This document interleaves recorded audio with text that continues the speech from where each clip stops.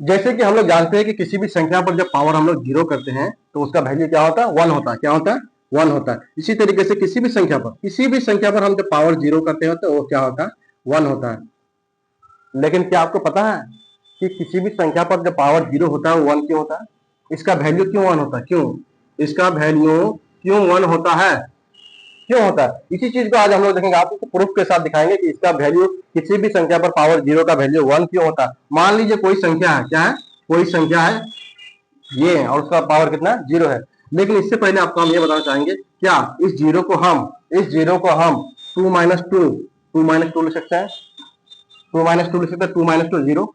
चलिए, इससे पहले आपको हम एक चीज समझाना चाहेंगे, कोई संख्या ये और उस पर पावर है एम पर पावर माइनस एन। क्या इसी चीज को हम लोग ऐसे लिखते हैं, ए पर पावर एम बटे ए पर पावर एन।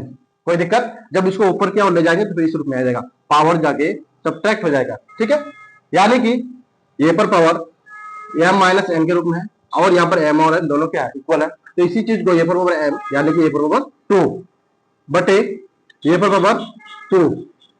ठीक है, ए पर पावर टू बटे ए पर पावर टू, ए पर पावर टू, ए पर पावर टू खत्म। कितना टाइम, वन टाइम। कितना हो गया, वन हो गया। क्या ए पर पावर जीरो का वैल्यू वन आया?